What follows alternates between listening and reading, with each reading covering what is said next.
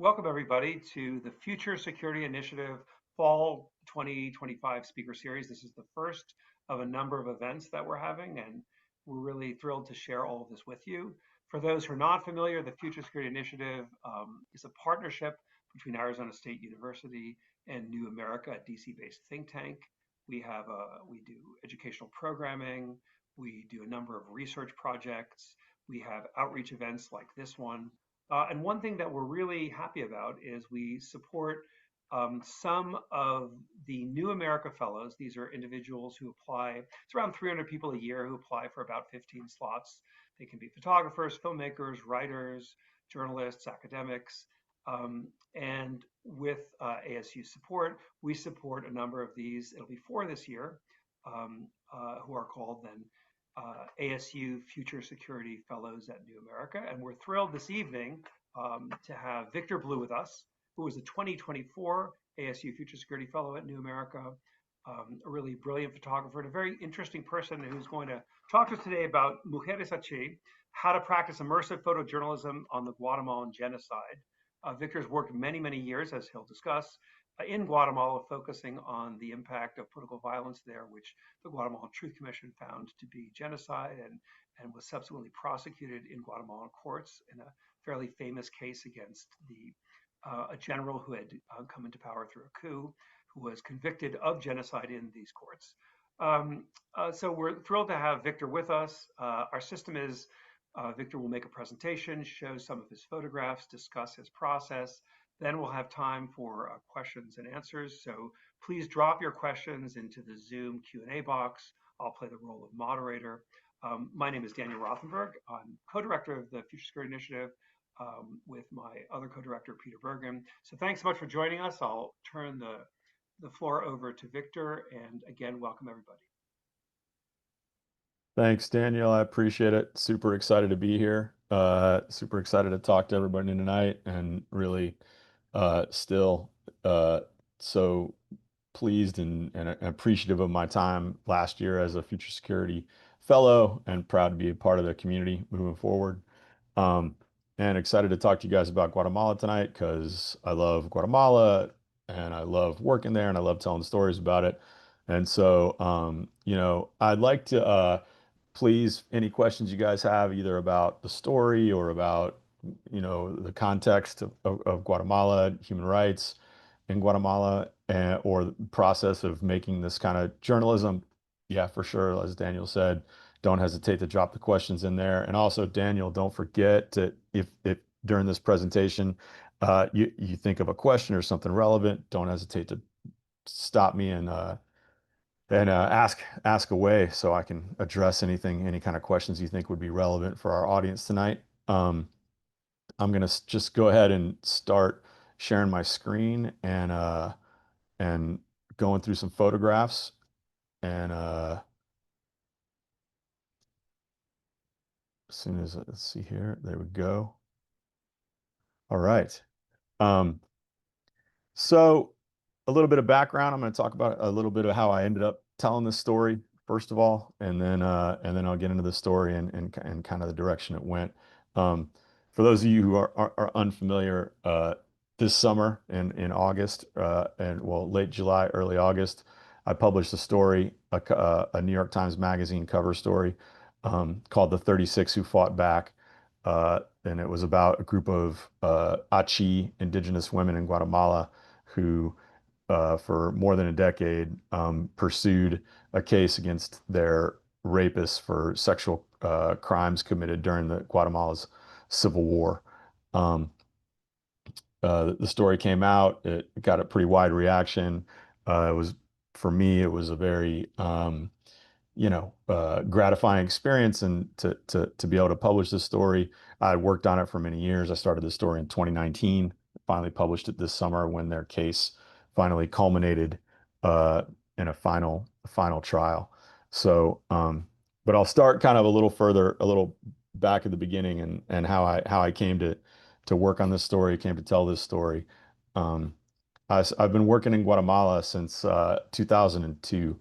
I went to Guatemala originally, like a lot of folks, originally to kind of learn how to speak Spanish. I went there to study Spanish initially, But after spending some time there, I kind of quickly realized that Guatemala was I wasn't a journalist at the time. I wasn't really a professional photographer. I was kind of taking pictures, but I was trying to kind of figure out my relationship to photography and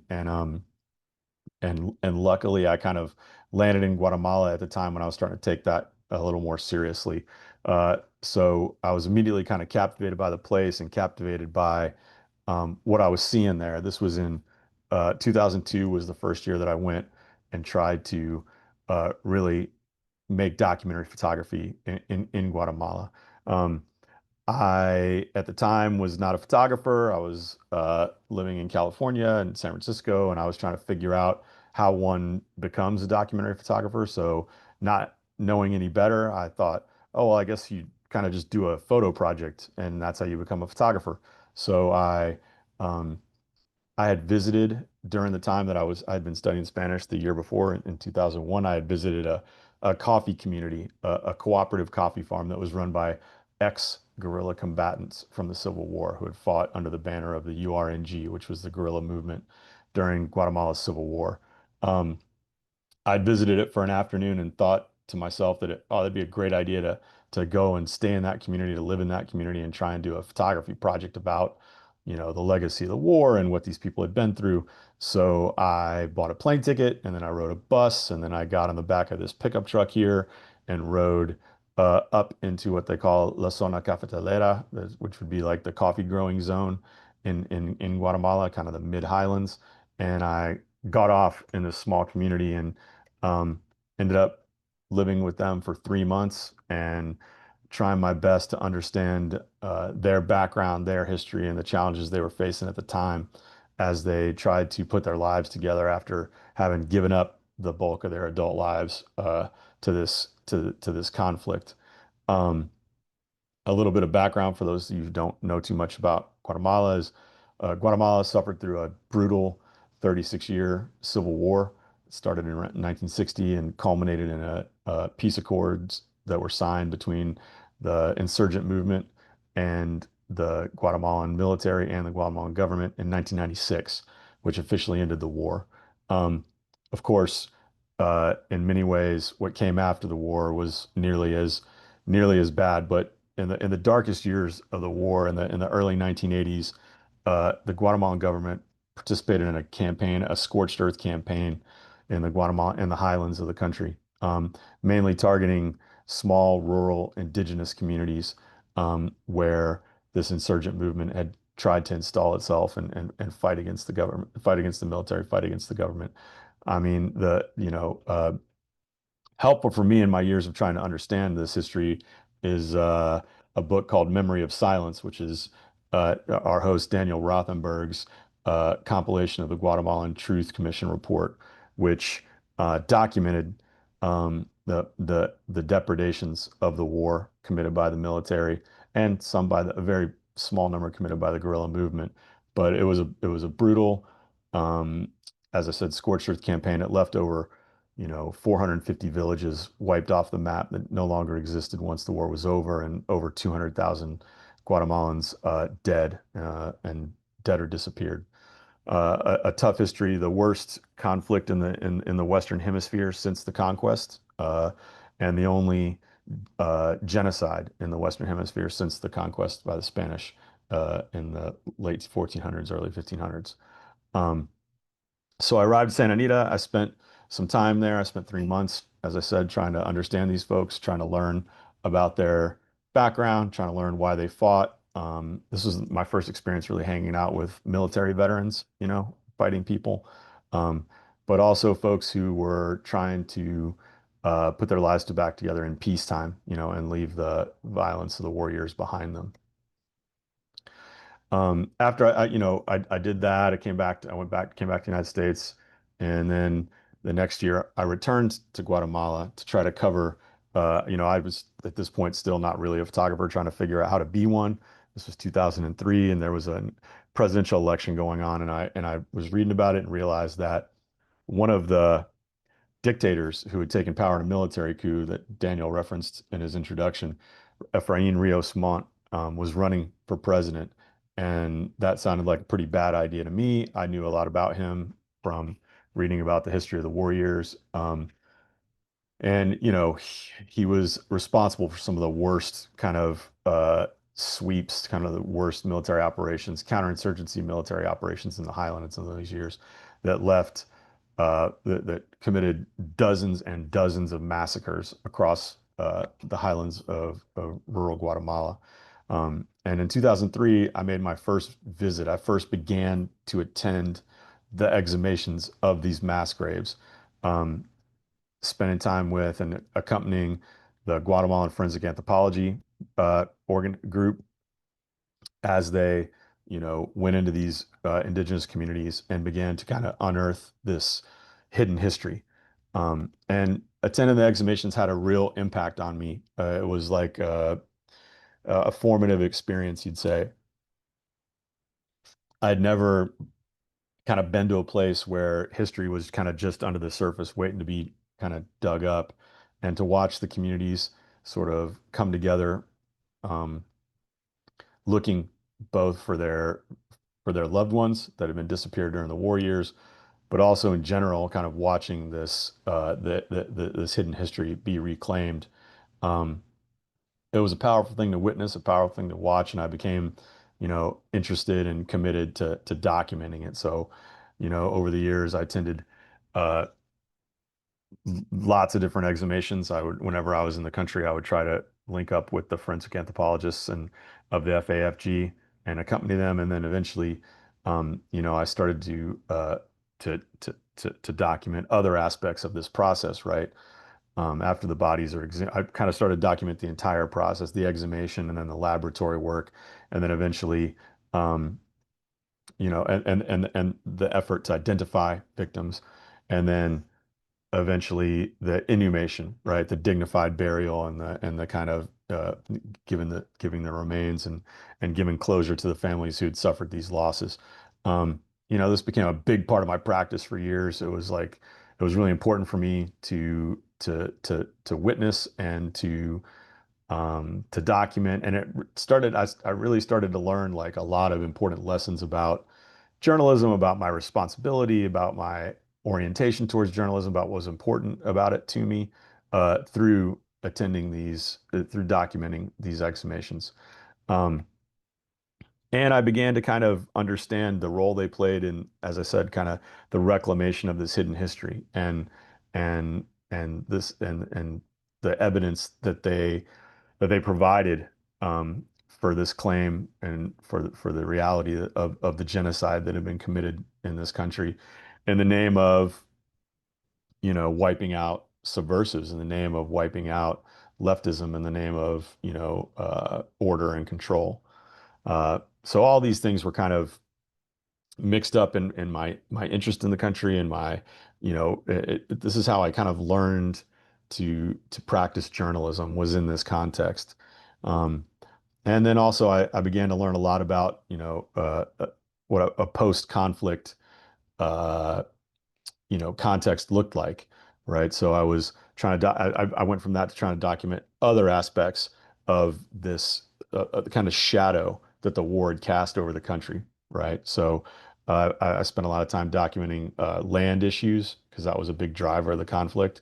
So squatters and people who were doing at that time kind of land takeovers and the plight of the landless, Um, and then eventually I began to document a kind of new wave of violence that took the country over, right? Violence driven by social exclusion and driven by the kind of unfulfilled promise of the peace accords that had expressed itself in a kind of mass ultra-violent sort of explosion of gang culture emanating, originally from Los Angeles, eventually to El Salvador, and then kind of metastasizing throughout Central America. So these are members of the Mara 18, the 18th Street Gangsters, which we hear about a lot in the news here these days, in a prison in Guatemala, and I immediately began to document not just the gang members themselves, but kind of the society's reaction to this kind of mass violence. And this is a thing that I think is complicated and difficult for Guatemalan history, but then the societal response, which included violence, right? Extrajudicial violence against perceived criminals, gang members, folks who were seen as undesirables. So I did that for a number of years, and I continued to return to Guatemala, and I still do. Um, in 2013, I try to go to Guatemala every couple of years, and I'm constantly trying to kind of add chapters to this like broader context, this broader body of work that I'm trying to build about what did the war mean, what does it mean moving forward? What is a peace that that's as violent as a war? What does that mean? I was trying to understand all these things, and part of that was trying to understand this process of the hunt for accountability for the crimes that had taken place during the war. So in 2013, I returned and I did a story for the New York Times about the opening of the trial against this dictator, Efrain Rios Montt.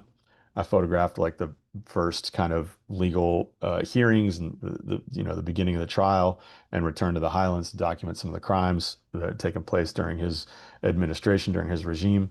Um, and then, that trial ended in 2013 in a conviction of him for genocide.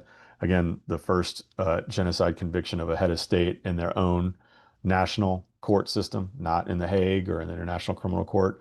Um, but I was left a little unsatisfied. I mean, the trial, the verdict was eventually vacated on kind of technical legal grounds.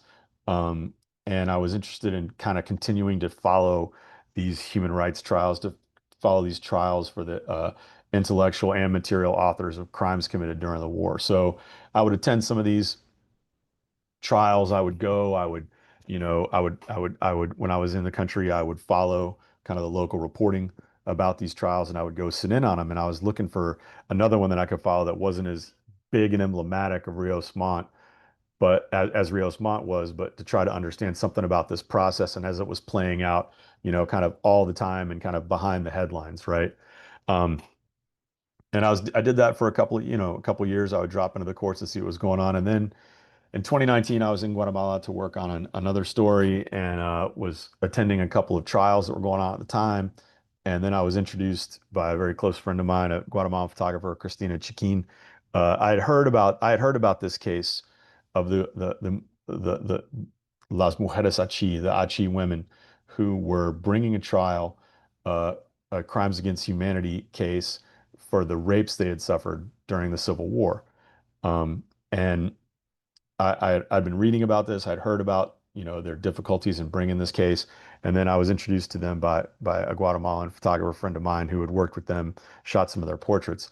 So, there was a day where they were going to come to Guatemala City and, you know, uh, leave some paperwork and file uh, a um, a complaint with the public ministry about their treatment and about their case being thrown out for kind of technical reasons. Um, so I spent the day kind of following them around. Um, Super interesting. Immediately felt like I had a real kind of rapport with them, um, and began to learn more about their case. I was immediately struck by how um, insightful they were and how tough they were and how unrelenting they were. They were convinced of they were sure that they were in the right. They were sure that they were going to, if they pushed hard enough, they were going to receive justice for what had happened to them. And I was just kind of mesmerized by them. I thought that they were just the most powerful, most interesting, and uh, you know, an aspect of it was I spent, a couple of days with them, and I kind of realized, like, you know, now looking back, if you were to, like, right now sit down with ChatGPT and type in, or Claude, describe to me, like, who would be a group of the most marginalized women you could possibly imagine. You'd be hard pressed to come up with anyone as as historically or currently marginalized as these Achi women were, right? They're fabulously poor. They they suffered unbelievable crimes during the war. Um, that many of them are illiterate. For many, Spanish is their second language. They continue to be excluded. They continue to suffer racism in their own communities. Um, and I was kind of just taken with them and taken with with what I thought, we had to learn from them. This was a time that we were kind of in the middle. Um, of a very strong, kind of powerful reckoning with sexual assault, sexual violence, what came to be kind of known as the Me Too movement here in the United States, like an important reckoning with what it meant to seek justice, for women to seek justice for intimate crimes that are often hard to prove in court, hard to, and even harder to kind of adjudicate sort of in the public realm. And I thought that these women, with their bravery and their forthrightness and their kind of unrelenting character, I thought maybe we have something to learn from these women. Maybe this would be an interesting, maybe they have something to show us about the way forward for this very, complicated and difficult process that we're going through. So after meeting them, I made the decision to head up to their hometown, which is known as it's called Rabinal. It's a it's the kind of home of the Achi people in a state called Baja Verapaz, which is about, depending on which way you drive, about 4 to 5 hours from Guatemala City. It sits north of Guatemala City. Um, and I went and started, meeting up with them. I went and started interviewing them and making their portraits. Um, this is Doña Teresa, and it was important to me to meet Doña Teresa and the rest of the women. Kind of, I wanted to go and meet them in their homes, right? I wanted to meet them in their own contexts. I worked the entire time that I've worked on this project, I worked very closely with what's known as the kind of Robinal Legal Aid Society in English is about the best translation for it. And they're the kind of legal group that helped the women form a group uh, and help them kind of prosecute their case. And I worked very closely with them the whole time. And they offered, oh, we could have them all come down and meet in the office, and you could talk to all of them in the office. And I said, no, no, that's as a photojournalist, I want to meet them and I want to see their context. I want to meet them on their terms, where they live. This is Doña Antonia from the village of Chichipac. Doña Antonia suffered rapes a few times uh, during the sweeps in her area, but the village of Chichipac, where she's from, suffered a really emblematic, horrible massacre in '82. This is her in the center of the village. Doña Maxima, also from Chichipac. So I would go to these women's houses, sit down and interview them, sit down and ask them about, what had happened to them. And the thing that struck me right off the bat was how open they were and how, I mean, adamant they were about communicating to me, telling me their testimonies and telling me what they had suffered with that in bracing terms, right? Um, there had been many years of organizing. They had formed a group with the Legal Aid Society of 36 women. Um, and they had spent years kind of meeting together, talking about what they had suffered, talking about the way forward, talking about accountability and the justice that they sought. And they were convinced that they had no reason any longer to be ashamed. And in fact, kind of one of their kind of articles of faith was that, we should not be ashamed for what happened to us. The perpetrators are ones that need to be ashamed, and we are not going to suffer from shame anymore. So we're going to talk openly about the crimes committed against us. And that meant, hearing their stories in extremely graphic terms. And trying to understand it. So I would sit in their homes, do these really long interviews, and they were eager to tell me about it. It was painful, of course. It was difficult for them. There were tears, absolutely, sometimes from all parties involved. But it was important for them for the outside world to understand the crimes they'd suffered. Um, this is Doña Estefana um, from the village of Nimacabaj. Um, the pattern of the sexual assaults that these women kind of generally followed, and the structure of the legal case was that the women were suing members of what were known during the war as auto defense patrols. So these were local villagers organized by the military into kind of auxiliary or paramilitary forces who worked closely with the army to aid them in the sweeps and in the operations that they went on in the countryside.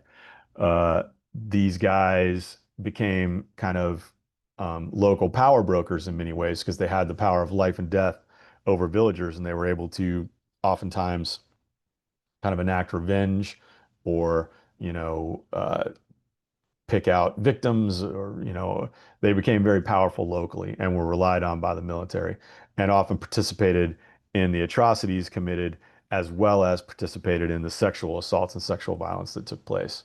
Um, and so, when these women had been, and most of these rapes took place in a context of like, uh, you know, a, a whole panorama of human rights violations, mainly including extrajudicial executions and massacres.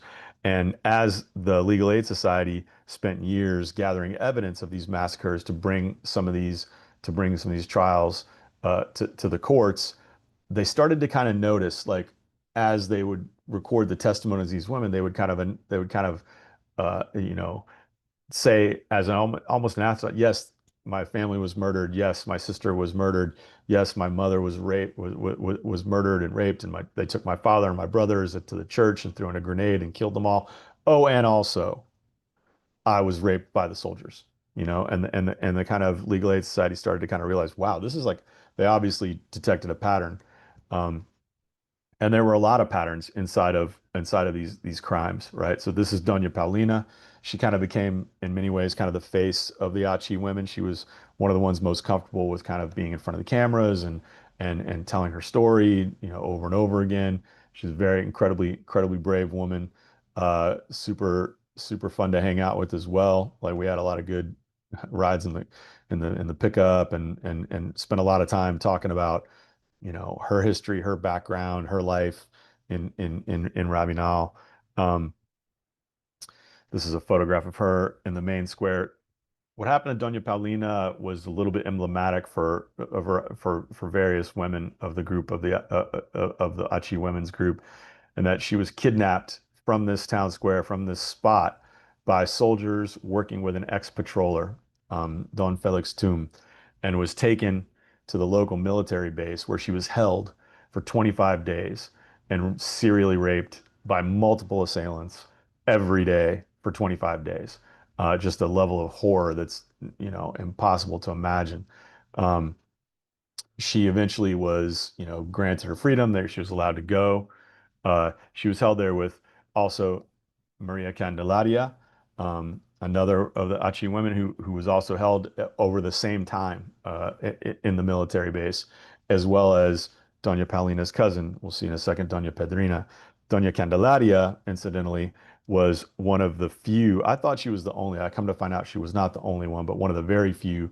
Various of the group, over the course of these rapes, were left pregnant. Most miscarried, most often because of the physical damage they suffered during the sexual assaults.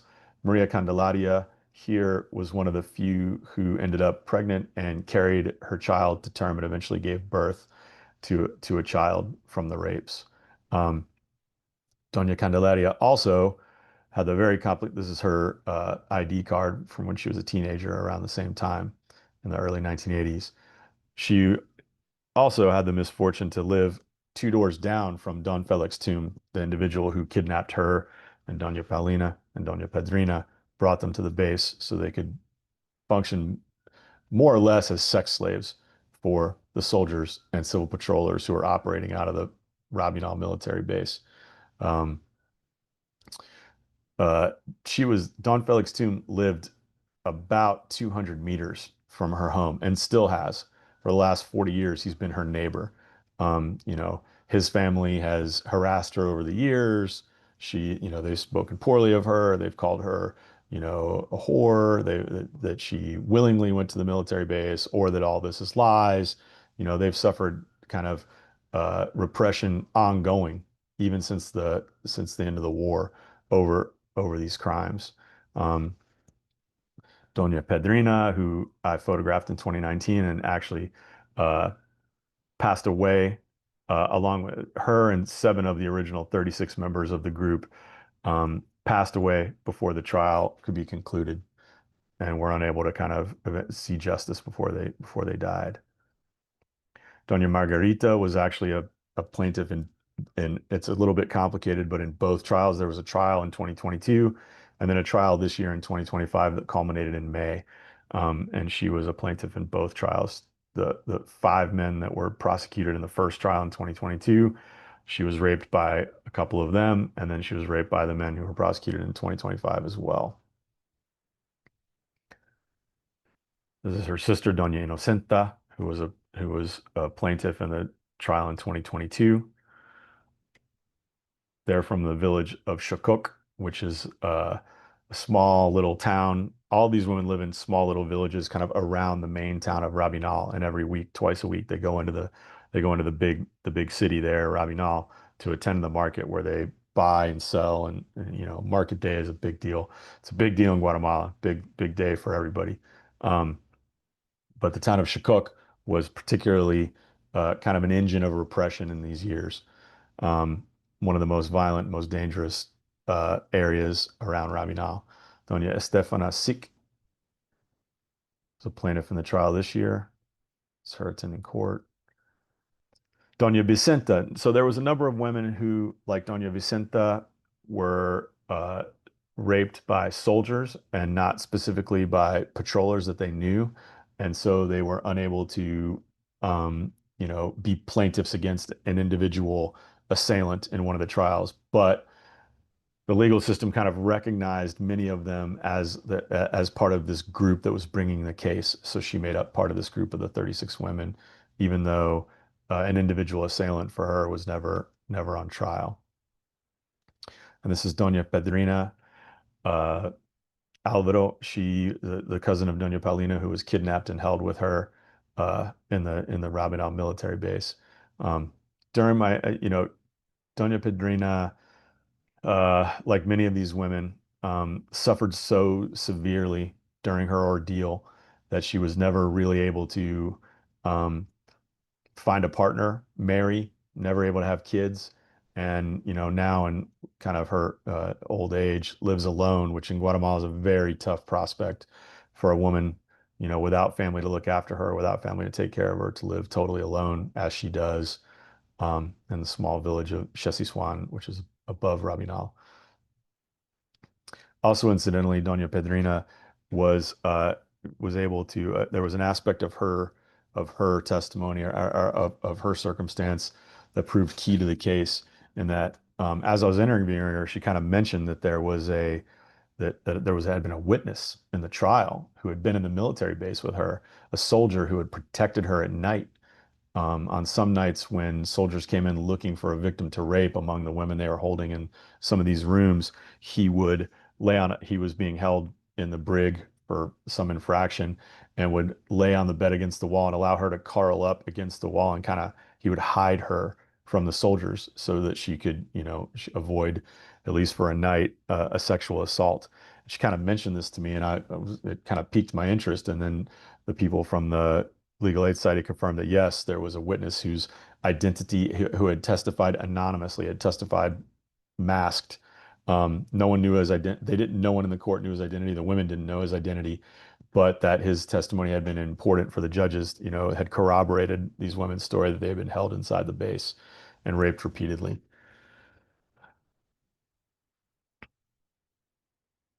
And finally, Doña Pedrina she was plaintiff in the case in 2022.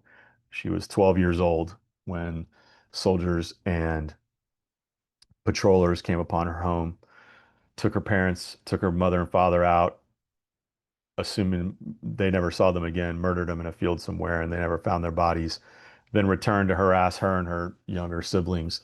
And as they were harassing her younger sister, she offered herself up to the soldiers and patrollers, and they raped her in front of her young siblings. Um, but she was a plaintiff in the case in 2022 that succeeded in convicting five men, some of whom were her assailants uh, when she was a child. This is her and Doña Candelaria in 2023 attending another massacre trial, another human rights trial. So the town of Rabinal, the kind of center of this, of this both violent past and also resistance or search for justice or and accountability for that violent past. This is kind of the center of town where the big market takes place. And then market day there in Rabinal. So, and I'd been trying to part of the issue for me had been that I was, I had tried to do this story in 2019. I had photographed, I'd made all these portraits, I had taken all these testimonies. It was December 2019. I came back to New York. I started to, I had the transcriptions done. I started to collect the interviews into testimonies. I edited all the photographs, took them to, my client that I was collaborating with, and they were like, "Yeah, the story sounds great. Let's move forward with this." And then, of course, by the time I was doing all this, COVID hits the country, and I was very involved in the coverage of the first wave of the COVID-19 pandemic here in New York City. I was going in the hospitals all the time. I was photographing, and so I had to leave this to the side for a number of months. By the time I was able to return to it, it was already kind of late. They didn't want to go back to it. It kind of sat on the back burner for a while. Over a year in 2022, I learned that the case was finally moving forward, and they were moving forward with the first actual trial of some of the perpetrators. Tried to resurrect the story then, went through a lot of hoops trying to do so, trying to get it published, and then was ultimately unsuccessful. So I'd been carrying for a number of years at this point a kind of guilt, a kind of weight about it. In 2023, I was back in Guatemala. I was covering the presidential election of Arevalo, and ended up visiting with some of the women, photographing them as they, and that picture a second ago, attended another trial. Um, Reconnected with the story. I mean, I was in touch with them, with the Legal Aid Society the whole time. So, tried to kind of start to resurrect something then. It didn't work out. The next trial, the next case, the final case was on pause for 2024. And then in 2025, the Legal Aid Society let me know, oh, this case is going to move forward. It's going to go to the courts. So I thought, okay, wow, now or never. Now I really have to try and publish this story. So I flew to Guatemala, spent a couple weeks there, attended some of the last days of testimony of the trial, and started trying to re-report this and trying to resurrect this story. Because again, the impact of these women, on me and on my imagination as a journalist and as a story I just felt compelled to publish had was huge. And I was carrying a lot of guilt that I had not succeeded in telling their story to the world. So I doubled down my efforts in early 2025. I was there in March and April. There I spent some time with this gentleman, Jesus Tecu Osorio, a very important figure in the human rights struggle in Guatemala. I already knew him, but got to spend a lot more time with him. And he was the founder of the Rob Not Legal Aid Clinic. He was a survivor of one of the emblematic massacres during the war, and he had succeeded in convicting some of the material, authors of that massacre. And so his organization was the one backing the Achi women and helping coordinate this trial. I spent a lot of time hanging out with the ladies in the market. Here's Doña Estefana and Doña Maxima, kind of on a market desk, Sunday morning market day. They're, selling their wares, making their living. Um, Tried as close as I could to, to spend as much time with them as I could and kind of understand their lives and their world from their perspective.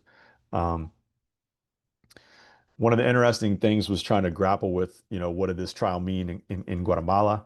So the trial that had concluded in 2020, it's kind of complicated. I won't get too into the nuances of it, but the case of the Achi women was split by the justice system into two individual trials, one in 2022, and then another one that was put off for years, and then the one this year that I attended.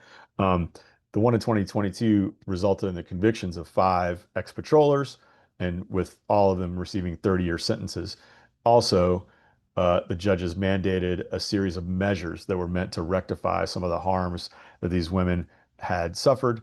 In and among those were some indemnization payments, scholarship money for their children and grandchildren, curriculum to be written, both to be taught in schools in Baja Verapaz, where they're from, but also nationwide, so that the story of what had happened to them would be, taught in schools and not covered up, not, forgotten history. And to paint this mural here in Rabinal as a monument to what they had suffered. This mural was the only measure that the Guatemalan government complied with. None of the other measures have been complied with. There's been no payments. They've received no money. There's been no scholarships. There's been no curriculum written. The government's done nothing to comply with the orders of the court on this. And insult to injury, shortly after, in June, shortly after the conclusion of the second trial, this mural was actually painted over by the city and no longer exists. Now it's just a yellow wall. So part of the thing was to get down there and attend, document the culmination of this last trial, kind of the end of this long process for these women. They had started organizing uh, originally in 2011, and then eventually in 2014, they had started, trying to organize a case, a trial. And so this was going to be the end of a long process for them. So I, did my best to stick to them. So I rode down to the court hearings with them in the bus, attended court with them, sat with them as and every day in court, the perpetrators, these three individuals, also had to attend. So left to right, this is Don Simeon Gomez, Don Pedro Sanchez, and Don Felix Tum. Three of the men, ex-civil patrollers, who were the last three that were on trial for the rapes of the Achi women. These individuals had spent years working as I said before, kind of auxiliaries of the Guatemalan military, going with them on operations and sweeps, participating in killings and massacres, and participating in uh, tons and tons of rapes. The Guatemalan, or the Achi women's group, consisted of 36 women, but there are, everyone knows, dozens and dozens more, hundreds of women that could have participated in these trials. And part of the point of the trial was to prove, uh, or to document the use of rape as a weapon of war during the Guatemalan Civil War. This is the Tower of Justice, as it's called, in downtown Guatemala City, where the trial was held, and where the women had to go back and forth over and over again for years. Doña Stefana, one of the days that I attended, there was a testimony given by a Guatemalan um, anthropologist and spirit guide. He delivered testimony about the effect on Mayan cosmovision that these kind of rapes would have, and the effect on indigenous society that these kind of mass rapes, the kind of rupture that they created inside these communities. And it was obviously difficult testimony for the women to sit through, and yet important. The women were always ultra vigilant as well, right? They've spent decades, 40 years, uh, being harassed by these guys, by these patrollers, uh, for really what they knew, as victims, but constantly harassed, constantly threatened, and so they were constantly, always hyper vigilant of who was around, even in the middle of Guatemala City. And they would, as I said, they would ride back and forth. We would all pile in the bus and ride back and forth to the court dates, uh, you know, and there were obviously moments of levity in and among all of this. Um, all the ladies piling on the bus to go home, tired of sitting in court all day. It's pretty funny. Mad rush to the bus to get a seat. So this was not the first trial in Guatemala about rape or sexual slavery or rape as a weapon of war. There was one that had taken place a few years ago. It came to be known as the trial called it came to be known as the trial of Sepulzarco, which was the name of a military base that had kidnapped and held a number of indigenous women in a different area in Guatemala. And some of the military leaders who had been responsible for that were convicted of it. In that case, the women and the legal aid group that had helped bring the trial and the activist groups that were aiding these women had kind of taken a different tack and decided that the best thing for them, and the women decided for themselves, the best thing for them was to preserve their identities and not be publicly photographed, or not give interviews, and not have their identities publicized, right? They remained anonymous throughout the trial. That trial resulted in the conviction of those men, and it was an important precedent for this one. But the Achi women took a very different tack, took a very different strategy. And throughout the time of the trial, throughout the time of their organizing, they had always made the decision to be open about what had happened to them, and be public about, in their testimony, and public in their description of the crimes they'd suffered, which made kind of press coverage of this even possible, and made my documentary photography even possible. Um, and also provided a powerful, a powerful counter argument to the not just to the individuals like this is Don Simeon, who claimed no knowledge, claimed that he didn't know anything about these women, didn't know these women, had never done anything in his life, even though uh, in a former trial for a massacre that had taken place in Baja Verapaz, the Rio Negro massacre, this individual was fingered by the judge as someone who needed to be investigated for his participation in that massacre. But of course, in a country rife with impunity, and of course, a country where it's almost impossible for victims to receive justice and accountability, no one had ever investigated him, and he had never been, tried for any of his crimes. And then now finally he was on trial for these rapes that he had committed. This is the town where Don Simeon is from, Shakok, as I mentioned before, kind of an engine of repression in America, not in America, in Guatemala, and in this area in the war years. It's interesting enough, a colleague of mine from the New York Times, David Gonzalez, amazing photographer and writer, actually visited this area in 2002 and wrote two stories for the New York Times about the exhumations of mass graves in Rabinal. Um, he sent me a message and let me know, when I was working on this originally in 2019, that he had tried to report on the civil patrollers here in Shakuk. And when he arrived in the town, the locals had run him out and threatened to lynch him if he continued to report in the town. So he had given me a heads up to be very careful when I was maneuvering in this area, and I certainly appreciated it. This is a town that's even hard for a lot of the legal aid folks to operate in because of the kind of long tail and the memory, and for weird historical reasons, the kind of that had driven the conflict in this area. One of the things I was able to photograph for the story was, once I'd heard this story about the secret witness who had protected Doña Pedrina inside the military base, I mentioned that before.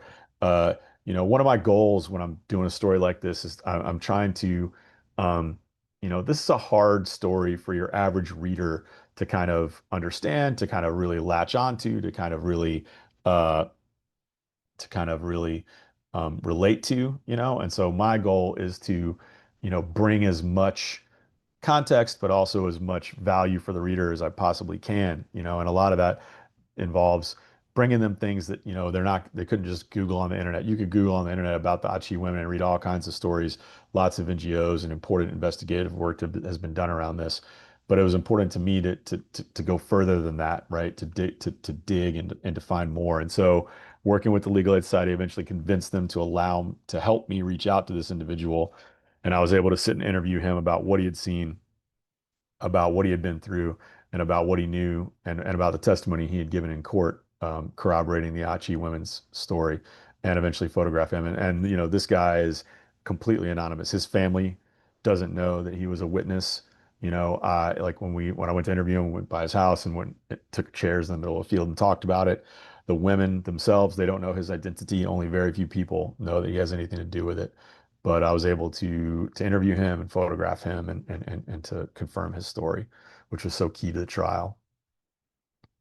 And of course, as I said before, this is all happening in this kind of broader context of this effort to reclaim the historical memory. And these are flyers in Guatemala City. We pasted up on a wall. This is a very common sight from activists who are trying to, you know, uh, reclaim and these are all victims of massacres from the Civil War years, um, uh, with their names and asking the question, where are they? Um, Important context for the story and for what the Achi women were doing. So I made 3 trips to Guatemala this year to document the story, and then in late May, I went back and hooked up with the ladies, and we made our way back down to Guatemala City for the verdict in the trial, right? For the kind of conclusion of this long process for them. Um, at this point, I'd been around them enough. I think they were both curious, comfortable, and maybe a little tired of me sometimes, but we had a really good time. I always really enjoyed, valued my time that I spent with them. We had a great time. Um, the morning of the verdict, they began the day with laying out a kind of a Mayan altar and having an invocation of the spirits. This is Doña Candelaria, lighting candles before it. they gathered and gave some statements to the press. Doña Paulina kind of out front, talking about the importance of what they'd struggled for and importance of a favorable verdict in the case for them. An interesting aspect of the case is that the three lawyers, these are two of them, Heidi Valet on the left and Gloria Reyes on the right, who both are Achi women themselves and both started out as kind of organizers of the group with the Legal Aid Society, went on to law school, graduated law school, became lawyers, and then eventually helped try the case in front of the courts.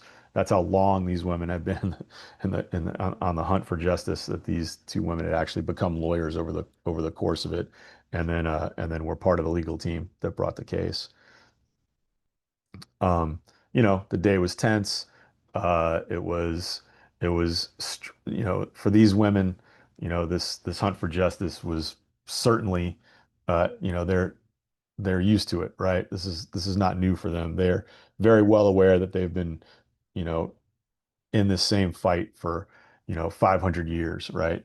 Since the conquest, that their communities have suffered this kind of exclusion and violence for much longer than just the 80s or even now. Um, so they had final statements, and then the court adjourned, waiting for the judge to give their conclusion, to give their give the verdict. Um, and Everybody went outside, took a nap, waited around. I was a nervous wreck. Again, for these women, they've been doing this for 14 years, and their community's been doing this for 500. I was a wreck.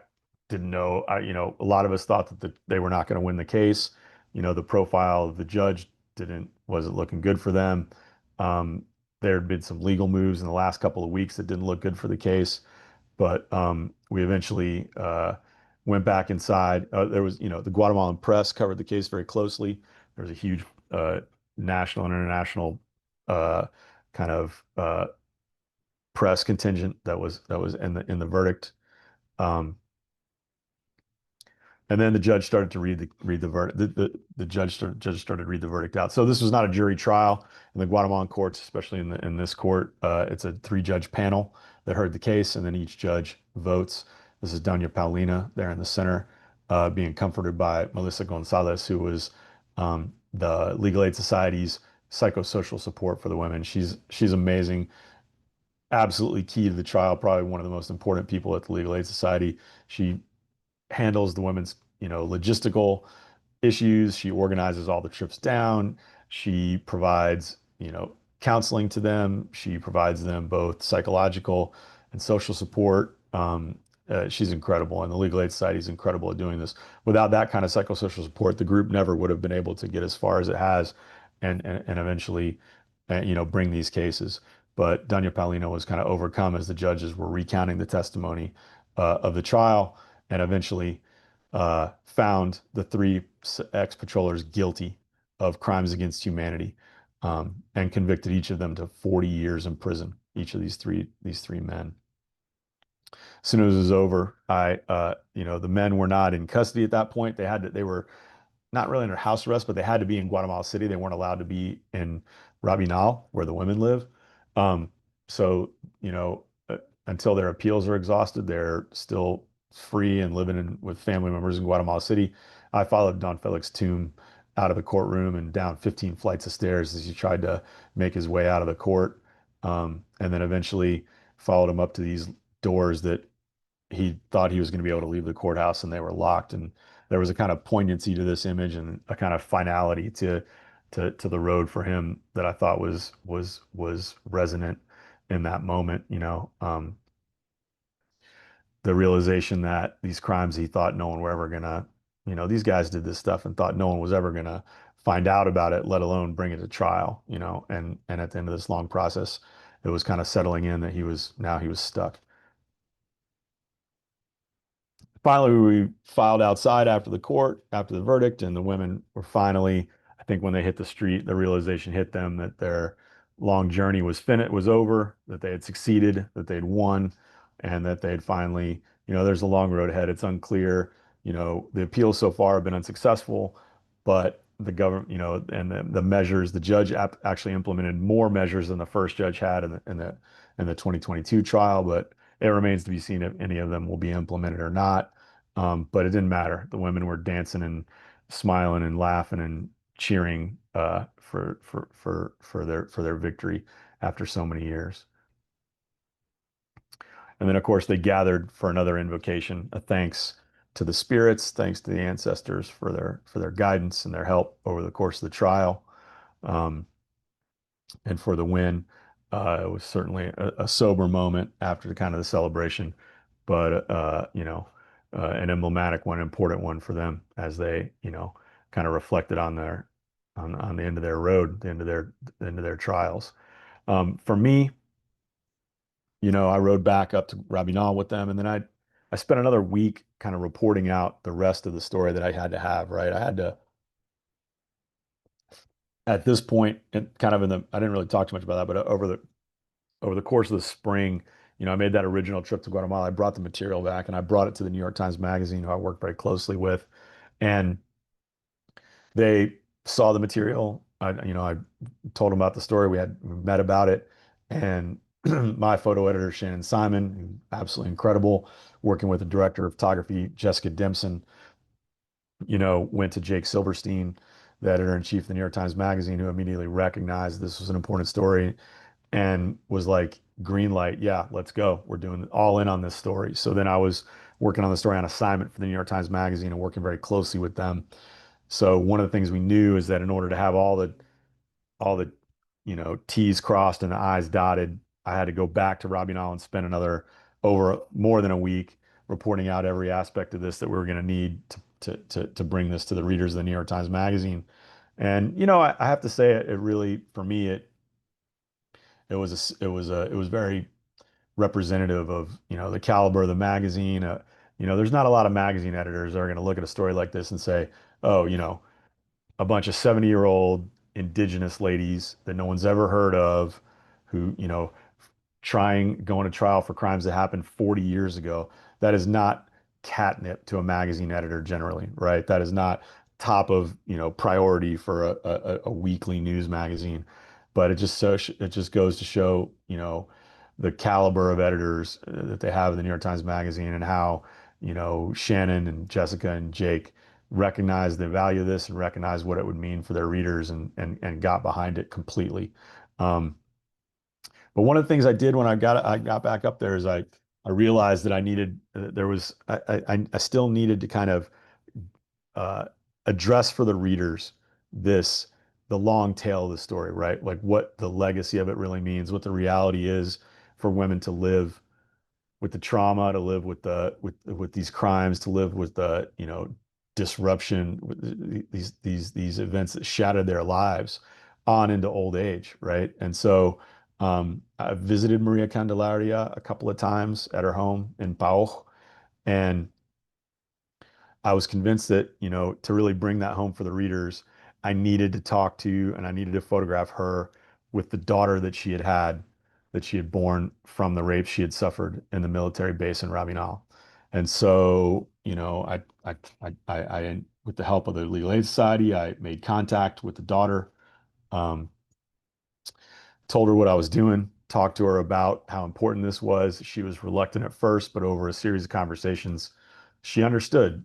She got it. She has a lot of fears for her mother's safety after after these convictions. But eventually she told me, in honor of my mother, uh, I'll meet you at her house, and you can photograph us together. And so I photographed her, with her back turned to preserve her identity. No one in her family, no one in town knows that she was born of a rape, but she allowed me to photograph them together to try to kind of bring home the weight of what these historical crimes mean, but also the resilience of these families, right?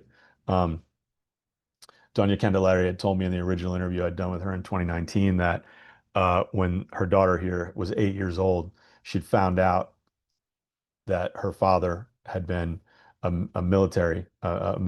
soldier, and that her mother that he'd raped her mother, and she went and asked her mother if it was true, and Doña Candelaria told this little girl of 8 years old that yes, it was true, and her daughter thought about it and eventually told her, it's okay.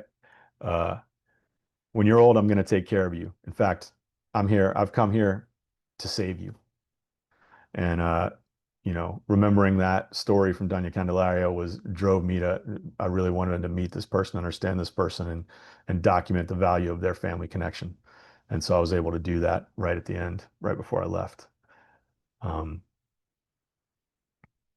so this is how it came out on the cover of the New York Times Magazine, Doña Paulina on the front, and with the headline, "The 36 Who Fought Back." Like I said before, it got a pretty strong reaction.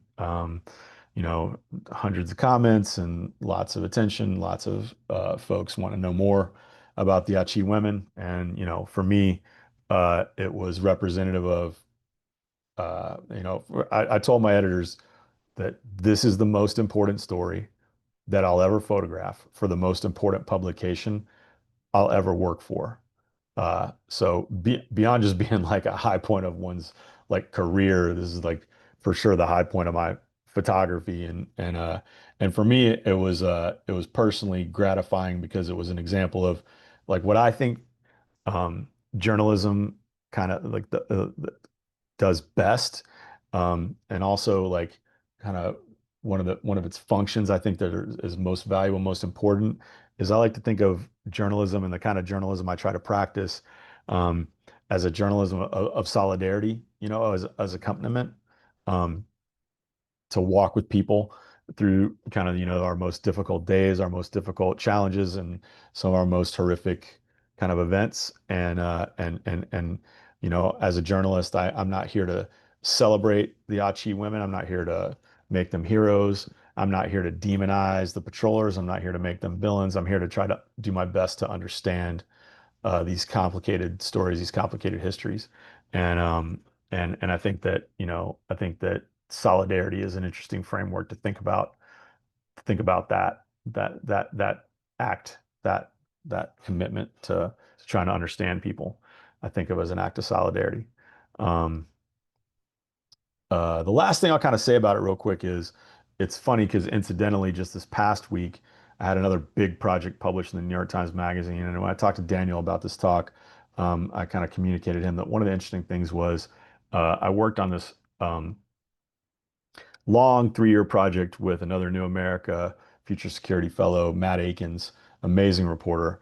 I've worked for many years in Afghanistan, and we did a big project called America's Vigilantes, about the Green Berets and how Special Operation Forces have in Afghanistan fostered a culture of lawlessness that is now kind of metastasized here in our own country.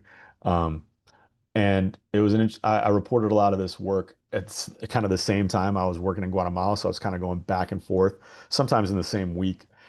One time in the same week, I was in Fayetteville, North Carolina. I was in Camp McCall, and then I was also in Guatemala the same week working on the two projects.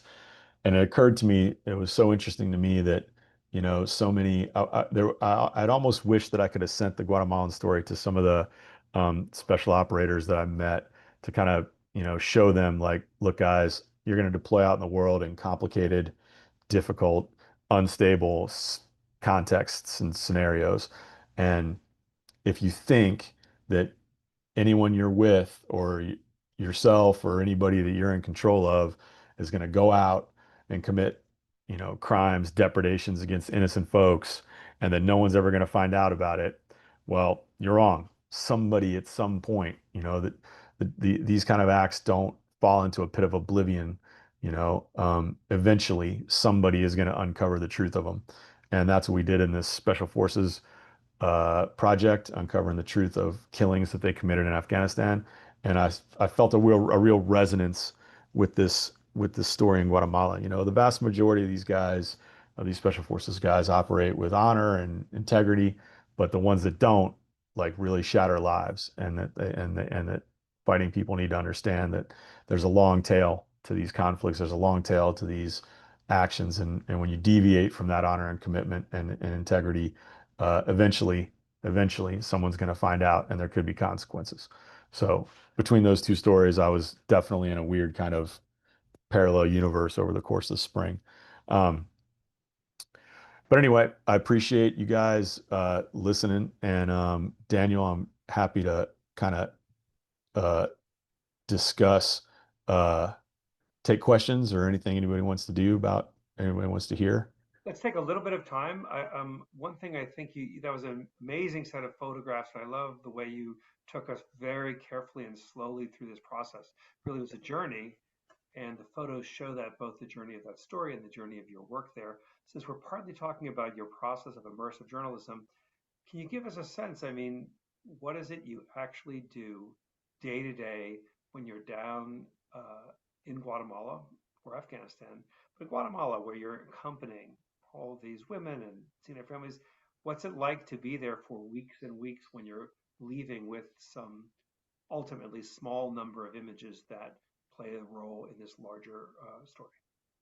Well, day on day in Guatemala, especially, working on a project like this in Raminal, I stayed in Raminal for a couple of weeks. I think I was there 3 times this year and for over a week each time. And, I'm calling up my contacts, calling up the people from legal. I'm swinging by the Legal Aid Society to sit down, talk with the lawyers, talk with Jesus, the director, talk with Melissa, the psychosocial support, trying to, maybe gather some documents that I might need, trying to do some informal interviews, like asking them about aspects of the case.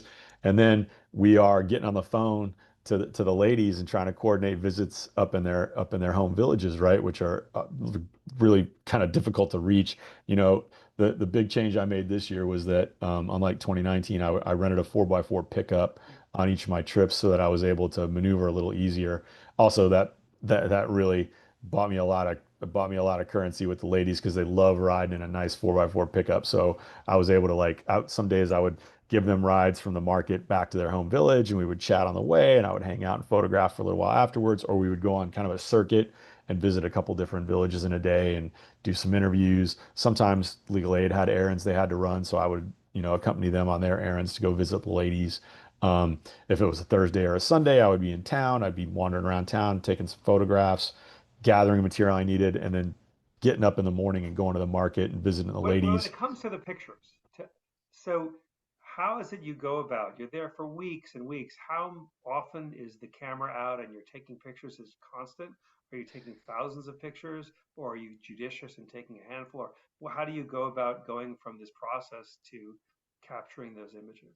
I'm taking between hundreds and thousands of pictures for sure. I'm like, I have a tendency to kind of, when I'm spending time with people and I'm trying to, during the interviews, I would sit down for a formal interview. I'm recording the interview. I'm taking notes as I'm doing the interview. And then I shot, as you saw it, there was a lot of formal portraits like on a black backdrop, right? So I'm carrying a black seamless, right? It's a fabric that I had made in Guatemala that I can clip up and shoot that because I wanted that kind of consistency of the portraits.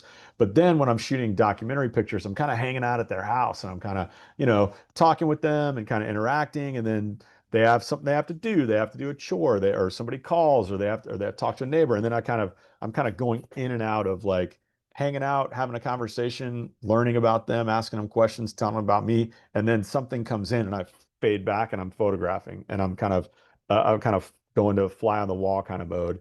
And then after a little bit of that, the kind of moment, kind of comes back, and then I'm like, I'll pick up where we left off. Oh yeah, you were telling me about that village. Oh yeah, I remember hearing about that.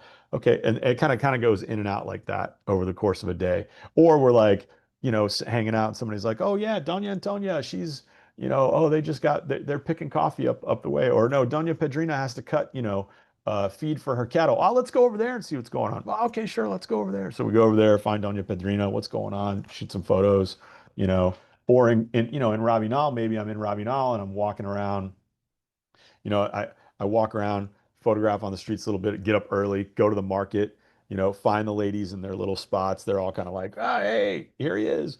And then, sometimes a crazy experience on this time was multiple times they would kind of find a little seat for me, like a little 6-inch tall, tiny little chair, and I would sit right next to them where they were selling from. So I was like observing the market from their perspective rather than like from the outside perspective, from walking around kind of watching it. So all of a sudden I'm sitting next to them as they're, a lot of them sell peanuts as they're selling peanuts because they grow peanuts in this area. And so I was seeing it from their perspective. So I'm trying to photograph how people are interacting with them. So I'm photographing over the course of the day. And then in the evening I get home, and I have to archive the material. I have to like archive my notes. I have to like prepare for the next day. If I shoot a lot of analog, shoot a lot of film, I have to like mark my film canister so I know what I did that day, and then preparing for the next day.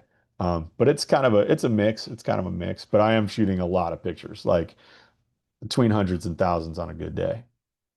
Now, do you know in advance, or do you think you know in advance, which images are the ones that captured the moment that you were witnessing? Yeah, it's so strange. It's pretty rare, like in the moment. I'm always trying to make a powerful image, and I'm always have ideas for pictures, and I have ideas for things that I think are gonna communicate what I'm trying to say, or have a historical, or especially the real thing I'm looking for is a kind of lyricism, a kind of poetry to the picture, a kind of a metaphoric resonance, right? And oftentimes I'm not that super smart, so they're like kind of ham-fisted attempts, right? They don't come out that good. But then sometimes when you're doing it, you realize, oh, maybe that was something that just happened. But the vast majority of that realization takes place in the editing process, right? So I'm coming home, I'm downloading the pictures, I'm doing a rough edit, looking through what I did that day. Okay, I tried that thing, it didn't work out. And then usually when I'm all the way back home in New York and I'm going through these thousands and thousands of pictures on these hard drives, then it's kind of like, oh, now I'm seeing connections between pictures because I'm never trying to make one picture. I'm trying to make a series of pictures that tell a story. It's like what I do is narrative photography, kind of like narrative nonfiction, right? So it's narrative nonfiction, so it's visual narrative. And so I'm trying to find pictures that like one picture alone is not going to tell a story, but this one and this one together hopefully say more than either of them would by themselves, right? That's the process. So usually it kind of happens in the edit process. I mean, I wish that it happened more often with the camera in my hand, but sometimes, not that often. Now, if people who very patient attendees, I know a few people have dropped questions into the Q&A box. If you have any additional ones, please do. I'll just pass these on. I'll play that role from Johanna Vigil. Can you expand on the impact of the spiritual leader discussed from their community, who was discussing their community and issues of spirituality that you mentioned? I think it was during the trial component. Yeah, so that was one of the last days of evidentiary kind of hearings. Um, he was I don't have his name right here. I do have his. I was able to obtain his PowerPoint that he gave. It was great. It was, but really, what it's centered on was the way that uh, this kind of sexual violence, um, you know, the way that it breaks apart communities and the way that it's specifically used to kind of break apart communities, right? Um, you know, Mayan people, indigenous people in Guatemala are there's a real self-awareness, or really a real connection to their kind of history. One of the interesting things about the Achi people is that they perform, like many indigenous communities in Guatemala, a kind of folkloric dance every year. It's called the Rabinal Achi. Interesting. It's weird, the name of the town and the name of the group. But the interesting thing about the dance that the Achi perform every year in January is that it's actually, unlike many of the indigenous dances, it's pre-conquest. It's actually not a dance that recreates the conquest of the Spaniards of their Mayan ethnic group. It's actually the story of a fight between two Mayan groups, and it's like I think supposed to be over 600 years old. So it predates the conquest, and they still perform this dance. And so this continuity, right? Um, the sort of the point of the sexual violence is to break that continuity, is to break that historic connection. Uh, and he was very specific about the ways that rape as a weapon of war is used to do that. If that answers your question, that was the idea. And a question here from Mark Walker, who's written quite a lot about Guatemala. He asks, the Guatemalan government didn't provide the reparations and scholarships promised to help the Achi women.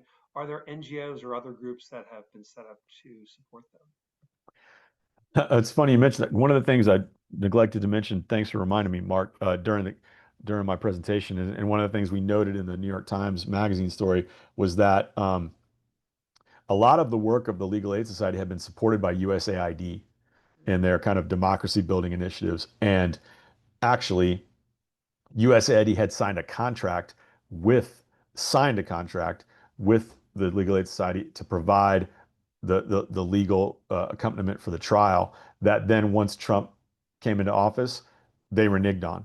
So the lawyers didn't get paid, a lot of the legal, like, I think Melissa was getting paid, but Jesus wasn't getting paid. Like the Legal Aid Society is nearly broke because they pulled this money that they had counted on for salaries. They had budgeted, this, and it's like one of these, USAID does this a lot where we'll give you a grant, but you give us receipts and then we provide the money. They don't provide the money up front. And so they reneged on that payment, and so they're broke. Guatemala has a very vibrant in kind of non-governmental organization sort of culture there, and groups that accompany them, victims of human rights violations and that work on human rights issues in Guatemala, and a lot of organizations in the United States, NISGWA, a couple, other big ones. WOLA is big in Guatemala. Um, that help this process, but there aren't any NGOs in Guatemala at all, and no one in the international community is stepping in to fulfill these obligations to the Guatemalan government, and for good reason, because at the end of the day, this is the job of the Guatemalan government. Like, they have been court ordered to do this, right? I mean, we got a statement from the president's office for the story that concluded the story where, you know, the president's office doesn't really have any excuse. They're like, well, we're glad for these trials and they're important in the fight against impunity and the fight for the reclamation of yada, yada, yada. But I mean, they could order one of their agencies to write these checks, and they haven't done so. And I think that, as Daniel and I have talked about in the past, like one of the fascinating aspects of Guatemala is the degree to which Guatemalan civil society itself has succeeded in the battle of accountability inside the country. And when international organizations step in and try to fulfill that role, in many ways, they're kind of absolving the government of their duties, And so the important thing is and hopefully a story like the one I did, to create international pressure. It's going to force the government to comply with its obligations rather than having someone come in and do it for them, right? A related question here from Holly Bean. Aside from military and indigenous groups, was or is there awareness among the Guatemalan population as a whole? And I think one thing to keep in mind, not to step into that question, is the majority of Guatemalan population is quite young, and the war is really not something that wasn't that. Not only did they not experience it, it's really from a far different era. So, to what degree are these trials, and is the experience of the Mayachi women, how does it resonate more broadly? That's a great question. The truth is that it's complicated, right? This was hidden history for a long time. It was, it oftentimes it hasn't been uh, acknowledged in the wider society to the degree that it needs to be, that it ought to be, not only to bring justice and accountability for the victims, and perpetrators, but also so that it's not repeated. Guatemala is a society that unfortunately oftentimes resorts to violence to solve kind of intractable social problems. And the country has made massive strides against that in the last 20 years. Yeah, and still it's an issue. So it's not very well known, and that was one of the reasons that the women demanded curriculum, but changes to curriculum, or new measures of curricular kind of inclusion in the school systems. And again, not only in the area where these happen, but countrywide. And unfortunately, although that said, the Guatemalan press was really on top of this trial, and the paper of record there. Guatemala has a really vibrant news culture, and as a journalist, I got lucky that I learned, and that was the first place I landed, and I learned from those photographers and writers, right? They were my training ground. The first time I was published in El Periódico in Guatemala City, I thought I was like bigger than the New York Times to me. I was like, oh my gosh. So that cohort was very responsible about covering the trial. And as that one picture, all the major international news wires that are present in Guatemala were there. The AP, Reuters, FA, AFP. That they were all these international, and the New York Times. We were all there covering this. So, but in Guatemala, there was good coverage of the trial. Unfortunately, as Daniel said, this is often kind of forgotten history, and it hasn't kind of sunk into the population in a way that it really ought to. A final question here from Ken Mullerdick. Are legal actions continue to be filed in order to hold individuals responsible for crimes against humanity committed during the Civil War? Has anyone in the military command structure been prosecuted for crimes against humanity other than Rios Montt? Yeah, that's a great question. So yeah, there are ongoing trials. I kind of tend to follow these trials pretty closely. There's a really important one right now that's called the case of the military diary. That's a book that was found by an amazing researcher, Kate Doyle, who she came across this book in the 90s, and it's literally like a ledger of extrajudicial murders committed by the security forces. So now there's a trial around that. There's a lot that are in the mix. In 2023, I attended the end of a trial for a massacre known as the Rancho Bejuco trial, which is actually the town that Doña Paulina was from, that her family was massacred in. And it ended in a very frustrating verdict where the military kind of uh, commanders that were in charge of that massacre were convicted, but they were already in jail and had already been convicted for other crimes. But the patrollers responsible, their auxiliaries, were exonerated in that trial. So it's been a real mixed bag. The one I really tried to follow the closest that I was unsuccessful in following, and I don't even know where it's at this point, was the trial of another important Guatemalan general, Lucas Garcia, um, which was not as cut and dried and not as successful as the Rios Montt trial. So yes, but many in Guatemalan's kind of civil society fear that the window is really kind of closing, on the ability to prosecute these crimes in large part because of the age of so many of the victims, of Yeah, Rios survivors. Montt died before he could be retried. Yeah, Rios Montt died, but a lot of the folks that are survivors of these massacres are also in their 80s now and also are starting to die off. So they are being brought, people are staying on top of it, but it's definitely a period of history that we're kind of on the down slope of at this point, I would say. Maybe, Victor, we're coming to the end of our event, so maybe you could um, leave us with some thoughts for the young journalists out there. We're here at a university with a really prominent journalism school, the Cronkite School, and film school, and arts program, all of which have uh, um, young visual documentarians. Could you give us a sense? I mean, you have a very interesting trajectory, and part of the story you've told us about documenting the Guatemalan genocide is a story of your own career development. And maybe you could provide some sort of sense of how younger documentarians, photojournalists, and others might go about crafting their own experience, their own career. Yeah, absolutely. I mean, you guys are for sure lucky to be at the Cronkite School and at ASU. Hopefully, somebody on this call is studying with my good friend Adriana Zabrauskas, who I believe is teaching photojournalism. She has been for the last couple of years. I think she's teaching there now. She's amazing. Um, you know, uh, I think an important thing is to for young journalists is to cultivate your curiosity. Um, Try really hard, especially for photographers, visual journalists, like really cultivate your curiosity, work hard to figure out what it is that you're interested in and what it is that you feel like you have something to say about, right? That's the key thing. I do all kinds of assignments for all kinds of different media outlets. And I love doing assignment work. I love working on all kinds of different stories.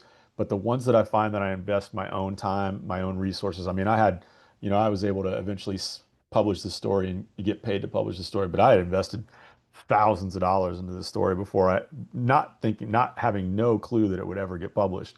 And I'm not encouraging anybody to do that. I'm lucky. I've been working for a lot of years. I was able to kind of do that.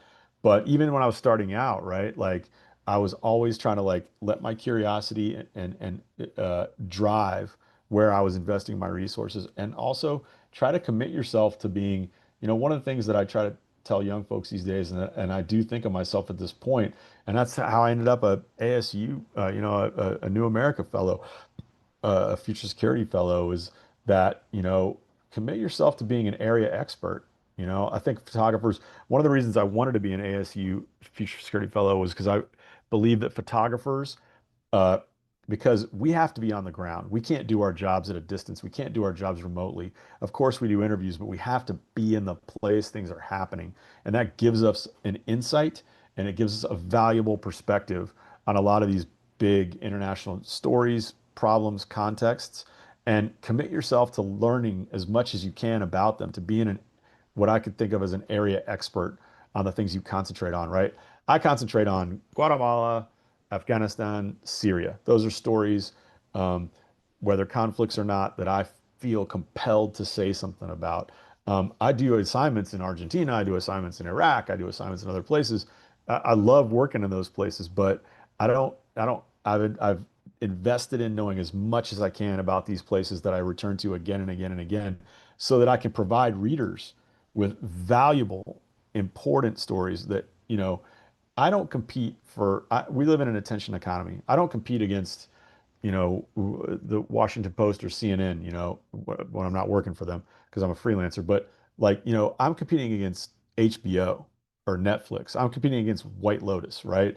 I have to get the readers of the New York Times interested enough to not scroll TikTok or not sit down and put on a streaming show, when they've worked hard all day, got to get their kids in bed, got to make dinner, got to get up early, right? So if they're going to take the time to read about this historic crime against these, they don't automatically owe me or these women their attention. I have to make the photos that good.